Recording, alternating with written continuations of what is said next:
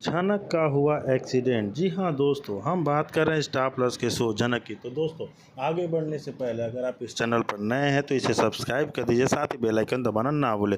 Video अच्छा लगे तो इसे लाइक ज़रूर कीजिएगा। चलिए आगे बढ़ते हैं दोस्तों।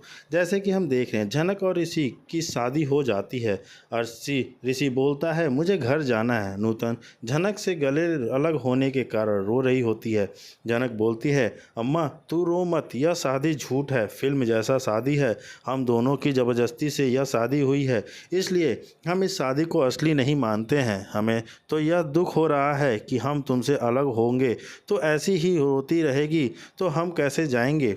ऋषि बोलता है मेरा सामान दो और मुझे यहाँ से जाने दो। गांव के आदमी बोलते हैं तुम अकेले थोड़ी जा रहे हो सारी बाबू, जनक बिटिया को भी साथ लेकर जाओगे। अब गांव में किसी की एक आदमी के पास गाड़ी होती है। वह आदमी बोलता है यहाँ से तो बस नहीं मिलेगी, लेकिन मेरे पास एक टूटी फूटी गाड़ी है। ऋषि और झनक उसी गाड़ी में बैठकर कोलकाता जाने लगते हैं।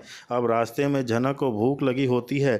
ऋषि बोलता है कि शहर बाबू मुझे भूख लगी है, अगर हमें आप खाने देते तो क्या होता, हम घर से खाना तक ना खाकर निकले आए हैं। और ऋषि ढाबे पर झनक के लिए को आता है। झनक खाना खाती है। वह राशि से गांव के जिस आदमी का गाड़ी ले होता है उसे बोलता है कि आप चलो चाबी चलाओ, मैं इस गाड़ी को चलाऊंगा। ऋषि गाड़ी चलाने लगता है। ऋषि इतनी तेज़ गाड़ी चलाता है कि झनक का एक्सीडेंट हो जाता है और झनक बेहोश हो जाती है। जी हाँ दोस्तों, झनक का एक बहुत बड़ा एक्सीडेंट होता है जिसमें उसको सर पे माथे पे चोट लग जाती है और वो बेहोश हो जाती है। तभी गांव वाला आदमी बोलता है तुमने झनक बिटिया को मार डाला, तुमने उसका एक्सीडेंट करा दिया, तुमने यह सब जानबूझ के किया है। जी, अपनी खीस मिटाने के लिए ऋषि ने बहुत तेज़ गाड़ी चलाई। झनक का दिल बैठा जा रहा था। गांव से कुछ ही दूरी उनकी गाड़ी एक भयानक एक्सीडेंट हो गया। एक तेज़ धमाके के साथ सब कुछ अंधकार में डूब गया। झनक के सिर में गंभीर चोट आई और वह तुरंत बेहोश हो गई। ऋषि को भी हल्की चोटें आई पर वह होश में था। इस हादसे की खबर गांव में ऐसे फैली जैसे फैली जिसकी की आग लगी हो। जो हवा में एक भयानक अफवाह तैरने लगी, झनक की मौत हो चुकी है। यह खबर जब नूतन तक पहुंची तो उसके पैरों तले जमीन खिसक गई। उसको कानों में सिर्फ एक ही शब्द गूंज रहा था, मौत। उसकी आंखों के सामने अंधेरा छा गया। झनक ही उसकी ज़िंदगी थी और अब उसे लगा कि सब कुछ खत्म हो गया। नूतन टूट चुकी थी। वह जीने की इच्छा खो बैठी और सोचने लगी कि अगर उसकी बेटी ही नहीं रही तो अब इस जीवन का क्या मतलब। अभिनंदन की इस खबर से स्तब्ध रह गया और समझ नहीं आ रहा था कि इस टूटी हुई माँ को कैसे संभाले। लेकिन फिर भी ममता की एक आखिरी उम्मीद ने नूतन को जोर दिया। कांपती आवाज़ में उसने ऋषि को फ़ोन लगाया।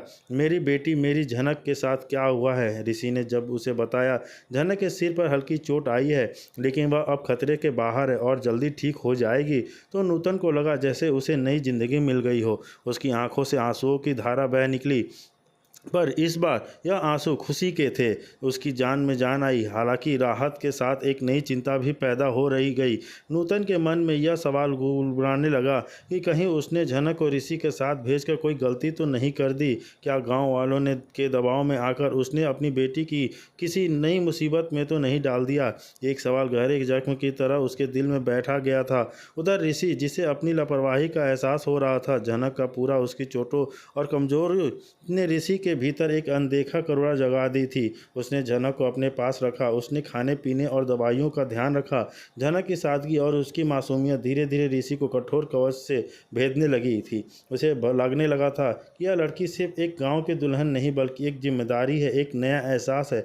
अब कहानी में सबसे बड़ा सवाल यह खड़ा हुआ कि क्या ऋषि कोलकाता लौटकर अपने परिवार को यह सच बता पाएगा कि उसने गाँव में झनक से शादी कर ली है। उसका परिवार जो सामाजिक प्रतिष्ठा और रुतबे को सर्वोपरि मानता था, क्या वह इस बात को स्वीकार करेंगे कि रसाई इस सच्चाई को छुपा लेगा। क्या सबके सामने बड़ा झूठ बोलेगा। जी हाँ दोस्तों, सवाल तो बहुत सारे हैं पर जवाब क्या होगा, सब जानने के लिए हम तुम पर भरोसा किए थे और तुमने हम गांव वालों का भरोसा तोड़ दिया।